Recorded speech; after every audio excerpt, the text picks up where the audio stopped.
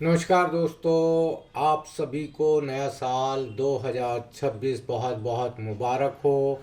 और मैं आपके साथ में फिर जुड़ गया हूँ, आपका जीवन मंत्र कोच, जो आपको जीवन की जो बारीकियां हैं, जो निटी ग्रिटीज़ हैं, जो तकनीकियां हैं, जिसमें आप उलझे हुए रहते हैं, हमेशा आपको समझ में नहीं आता है, मैं उनको सुलझाने की कोशिश करता हूं। अगर आपको मेरा प्रोग्राम अच्छा लगता है तो आप मुझे कमेंट ज़रूर कीजिए और मुझे बताइए कि इसमें हम और क्या क्या टॉपिक्स लेकर आ सकते हैं। सबसे पहले दोस्तों, शुरुआत, जैसा कि आप जानते हैं कि 2026 आ चुका है और इसमें हम आप सभी के जीवन के लिए, आपकी खुशियों के लिए, आपकी सफलता के लिए मंगल कामना करते हैं और ये कामना करते हैं कि आप सभी का जीवन सुख में रहे, सुखों से भरा रहे। जो उल्टे सीधे दुनिया भर के, जिसको हम कहते हैं पचड़े पड़ते रहते हैं ज़िंदगी में, आप लोगों की किसी की भी जीवन में ऐसा ना हो और आप अपने जीवन को शांतिमय तरीके से आगे बिताते रहें। दोस्तों, मैं ये बताने जा रहा हूँ आज आपको कि जैसा कि हम देखते हैं कि जीवन में हम बहुत सारी छोटी छोटी बातों को इग्नोर कर देते हैं। यानी मैं उन बातों की बात नहीं कर रहा हूँ कि जो आपको तनाव देती हैं, उलझनें पैदा करती हैं, उनको तो आप डेफिनेटली आप इग्नोर करके चलिए, क्योंकि ये जीवन का सबसे बड़ा मंत्र है। अगर आपके सामने जीवन में कोई लक्ष्य है, कोई बड़ा लक्ष्य है, तो आपको ये छोटी छोटी बातें या छोटी छोटी चीज़ें हैं, ये आपको इग्नोर करके चलना होगा और उसी में ही आपकी भलाई है। वरना आप इन्हीं छोटी छोटी चीज़ों में उलझ कर रह जाएंगे और जो एक लंबा गंतव्य, एक जो लंबा उद्देश्य आपने सेट किया हुआ है ज़िंदगी में, वहाँ तक आप कभी नहीं पहुँच पाएंगे। बल्कि बहुत सारे ऐसे लोग होंगे जो आपको जानबूझकर छोटी छोटी चीज़ों में उलझा कर रखेंगे। वो नहीं चाहते कि आप कभी जीवन में आगे बढ़ें, जीवन में सफल हों, तो इसीलिए वो छोटी छोटी बातों में आपको उलझा कर रखेंगे, जिससे कि आपका माइंड अपसेट रहेगा, आप अपने काम पर फोकस नहीं रहेंगे और उन्हीं की वजह से आप जीवन में अधूरे रह जाएंगे, असफल रह जाएंगे, पीछे रह जाएंगे। और देखिए, जब वक्त निकल जाता है, फिर उसके बाद में ये कहना कि मेरा इसकी वजह से हो गया, उसकी वजह से हो गया, मेरा काम यूँ नहीं हुआ, वो नहीं हुआ, ये सब बेकार की बातें हैं। आपको सबसे पहले ही जीवन में ये समझ लेना है कि हमें ऐसे लोगों को इग्नोर करके चलना है। ऐसे बहुत सारे लोग आएंगे, एक नहीं हजारों लोग आएंगे जो आपको उलझा कर रखेंगे, हमेशा उलझा कर रखेंगे। तो आप उन लोगों को छोड़ दीजिए, एकदम इग्नोर कर दीजिए। जिस तरीके से हाथी चलता रहता है और कुत्ते भौंकते रहते हैं, आप अपने जीवन में यही मंत्र रखिए कि हाथी चलता रहेगा और कुत्ते भौंकते रहेंगे।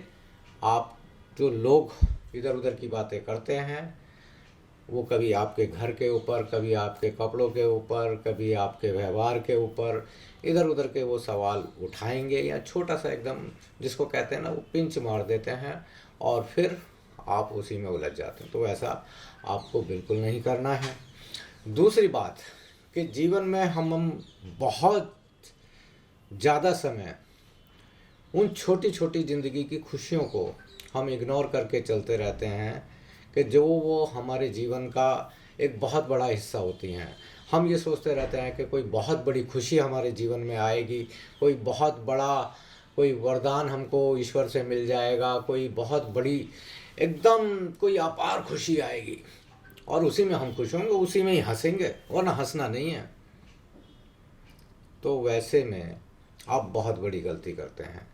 देखिए, जिस तरीके से कहते हैं ना कि बूंद बूंद करके घड़ा भरता है, ठीक है ना, और बूंद बूंद करके ही सागर बन जाता है। उसी तरीके से ये जो छोटे छोटे जीवन में आपकी जो खुशियाँ होती हैं ना, इन खुशियों को आप जाने मत दीजिए, आप एंजॉय कीजिए, मज़ा लीजिए ज़िंदगी का। ऐसे बहुत सारी मतलब कि बातें आएंगी कि आप सोचेंगे अरे छोड़ो यार, क्या जरा सी तो बात है। नहीं, जरा सी बात नहीं है साहब।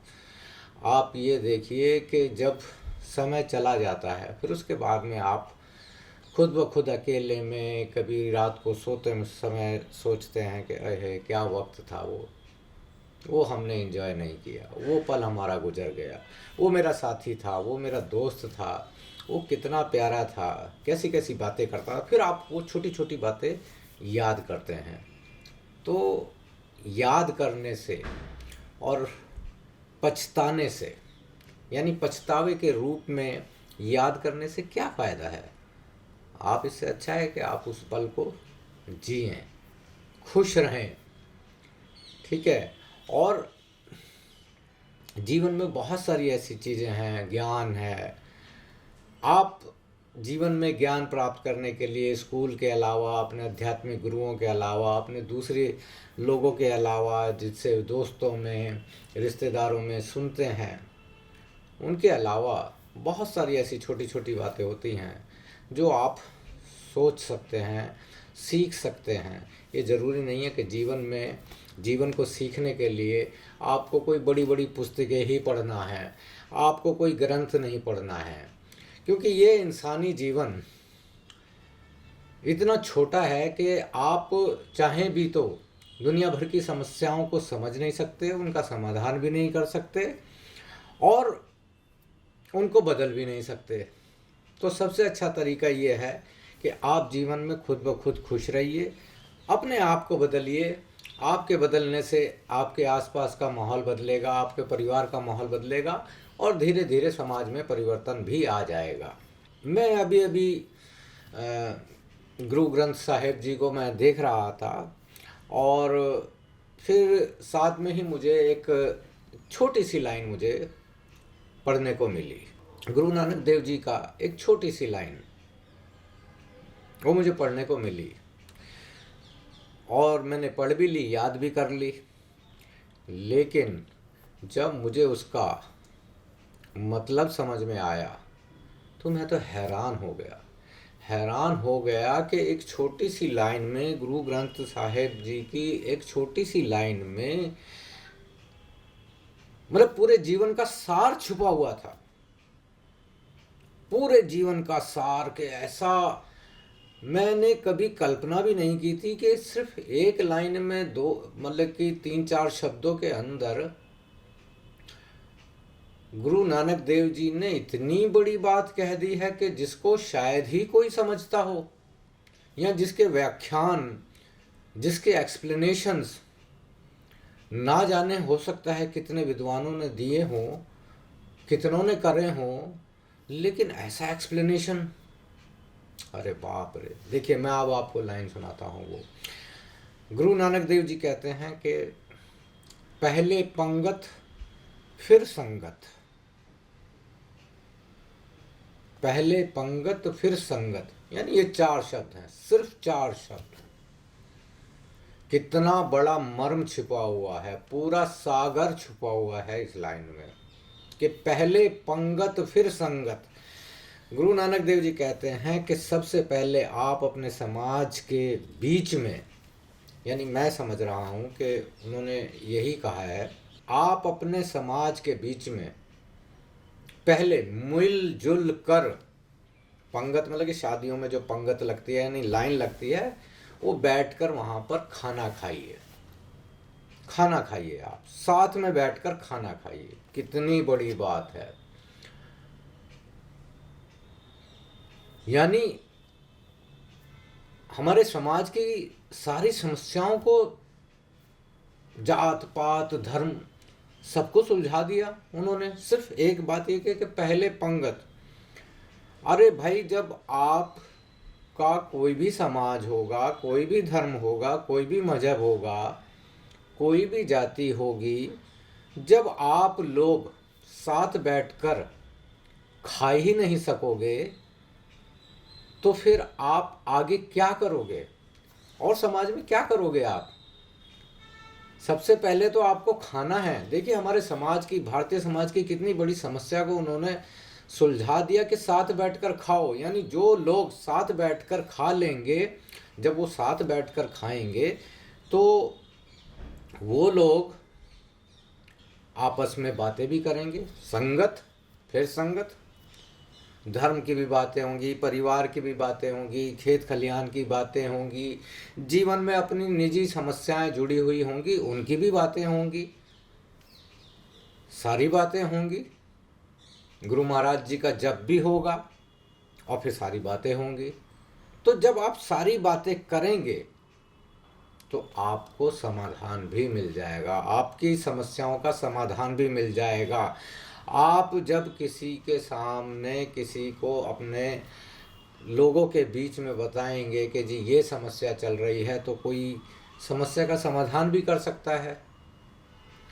कोई आपको बता सकता है कि कौन सा बीज डालना है, कौन सा जाना है। अगर चलिए ये तो बहुत पुरानी बात होगी, आज की समस्या है। अगर आज आपने अपने अच्छे लोगों के बीच में, अच्छे दोस्तों के बीच में, अच्छे समाज के संगत के बीच में आपने ये कहा, तो लोग रास्ते भी तो बता देते हैं कि भाई ऐसा कर लो, वैसा कर लो, कोई गलत बात है तो फिर बताओ, फिर हम कुछ करें। ऐसा भी समाज है, ऐसे भी लोग हैं। तो आपके जीवन की जो समस्या है उस संगत में सुलझ गई, वो संगत ही सुलझा देगी। लेकिन वो संगत तो तब बनेगी ना कि जब पहले आप पंगत में बैठेंगे। पहले पंगत में बैठेंगे यानी एक साथ बैठकर खाएंगे, तो मतलब कि आपका कुछ भला होगा। तब आप एक समाज बनेंगे, एक शक्तिशाली समाज बनेंगे, आप एक सभ्य समाज बनेंगे, एक समृद्ध समाज बनेंगे। तभी बन पाएंगे कि जब आप पहले क्या काम करेंगे कि पहले पंगत फिर संगत। कितनी बड़ी बात गुरु महाराज जी ने कह दी, और हम लोग ऐसे ही पढ़कर छोड़ के चल देते हैं, पता नहीं और क्या क्या तलाशते रहते हैं। संगत, संगत कौन होगी, पंगत कौन करेगा? आप जैसे कि हमारे समाज में, देश में अब भी प्रॉब्लम चल रही है जाति की, धर्म की, कि यानी जब आप जिन लोगों के साथ में बैठेंगे, जिन्हें समान समझेंगे, जिन्हें अपना समझेंगे, उनके साथ में आप पंगत में भी बैठेंगे, साथ में बैठ के खाएंगे। और आप जिसमें साथ में बैठकर खा लेते हैं, यानी मान लें कि भाई ये हमारी बराबर का है, ये मैं आज के कॉन्टेक्स्ट में आपको बता रहा हूँ कि ये क्या क्या फील आएगी। क्योंकि आप अगर मन में भेदभाव होगा, मन में ऐसी बात होगी, तो आप किसी को साथ में बैठकर नहीं खिलाएंगे, आप किसी के साथ में संगत नहीं करेंगे। संगत आप सोचते हैं कि जी हम अपनी बराबरी वालों के साथ में करेंगे। तो जब आप बराबरी वालों के साथ में करते हैं, खाना खाते हैं, रोटी बेटी के संबंध आप स्थापित करते हैं, समाज आगे बढ़ता है, तो एक पंगत में सारी समस्याओं का समाधान छुपा हुआ है। तो ऐसी बहुत सारी छोटी छोटी बातें हैं। आप पढ़ लो, दुनिया भर के ग्रंथ पढ़ लो, दुनिया भर की बातें जान लो कि जी ऐसा हो जाएगा, वैसा हो जाएगा, कि हमने ये किताब पढ़ ली, वो किताब पढ़ ली। कोई फ़ायदा नहीं होने वाला उन किताबों को पढ़ने से। किताबों के पढ़ने से, गुरुओं के प्रवचन सुनने से, सिर्फ सुनने से कोई फ़ायदा नहीं है, कोई फ़ायदा नहीं है। वो इसलिए फ़ायदा नहीं है कि जब तक आप उसको अमल में ना ले आओ। अमल में लाने का मतलब ये है कि अपने जीवन में उसको उतार लो। जीवन में उतारने का मतलब ये है कि आप उसको व्यवहार में लाओ, आप व्यवहार चालू करो। व्यवहार सिर्फ पैसे का, लेन देन का, व्यापार का, ये नहीं होता है। जब आप इन्हीं चीज़ों को, जिनको आप बोल रहे हैं, आप इन्हीं चीज़ों को आगे बोलेंगे, बताएंगे, लोगों को समझाएंगे और फैलाएंगे, तो आपके समाज की अच्छी बातें या आपके धर्म की अच्छी बातें, आपके गुरुओं की अच्छी वाणी फैलती हैं। तो मैं तो आपसे यही कहूँगा कि आप इस लाइन को अपने जीवन में उतार लें और थोड़ा सा आगे बढ़ें जीवन में, देखें। क्योंकि बहुत सारे लोग मैंने देखा है कि वो अपनी संगत में, यानी अपने समाज तो है ही है, अपने परिवार में भी साथ में नहीं बैठते, अपने रिश्तेदारों से नहीं मिलते, अपने भाइयों तक से उनके मेल मिलाप नहीं है, और फिर वो गुरुद्वारों में, मस्जिदों में, मज़ारों में, गिरजाघरों में, मंदिरों में घंटे बजाते घूम रहे हैं, वहाँ पूजाएं अर्चनाएं कर रहे हैं। तो इससे क्या लाभ होगा? इससे कोई लाभ नहीं होने वाला। आप अगर सच में आध्यात्मिक हैं, आप ये सोचते हैं कि ये मानव जीवन कुछ करने के लिए है, ये मानव जीवन जब हमें इसलिए मिला है कि हम इस समाज में कुछ देकर जाएं, कुछ छोड़ कर जाएं। कुछ लोग इन चीज़ों का मतलब ऐसे भी निकाल लेते हैं। कैसे निकालते हैं कि जी हमारा वंश रहेगा। अब भारत की सोसाइटी के हिसाब से जो वंश है वो लड़का चलाता है, वो लड़का चलाएगा जी, वो तो लड़के बच्चे पैदा होने चाहिए। अब लड़की पैदा हो रही हैं ज़्यादा, लेकिन वो फिर भी लड़का ही पैदा करना चाहते हैं क्योंकि उनको वंश चलाना है। तो वंश चलाने के लिए मैं ये समझता हूँ कि सिर्फ लड़के की मौजूदगी, लड़के का होना, ये कोई इतना ज़रूरी नहीं है। आपके जो कर्म हैं, आपका जो व्यवहार है, वो आपको हमेशा जीवित रखेगा हजारों साल तक। आपके कर्म, ऐसे हजारों लोग हैं, आपके समाज में भी बहुत सारे लोग होंगे और जिन्हें पूरी दुनिया आज जानती है, उनको किसी वंश की ज़रूरत नहीं पड़ी। वो अपने कर्मों से ही प्रसिद्ध हो गए, अपने कर्मों से ही उनका नाम चल रहा है। घर के लिए एक रिक्शा लेकर निकला तो ऐसी उससे बातें होने लगीं, तो वो साहब कहने लगे कि बता रहे थे कि उनके यहाँ पर 4 बेटियों के बाद में एक अभी बेटा पैदा हुआ है। तो बड़े खुश थे वो। शायद लगता है कि वो खबर भी उनके पास में 10-20 मिनट पहले या 1 घंटा पहले आई होगी। जब मैं उनके रिक्शे पर बैठा तो बड़े खुश थे कि जी मेरा वंश आगे चल गया। मैंने पूछा क्या हुआ? वो कहने लगे हमारे यहाँ पर बेटा हुआ है। मैंने कहा चलिए भाई, बहुत बहुत मुबारक, आपके यहाँ पर बच्चा हुआ है तो आपको बहुत बहुत मुबारक। तो बार बार वो कह रहे थे अब मेरा वंश चल गया, अब मेरा वंश चल गया। अरे भाई, मुझे थोड़ा सा सुनकर बड़ा अजीब सा महसूस हुआ। मैंने मन में सोचा कि इसे कुछ कह दूं मैं।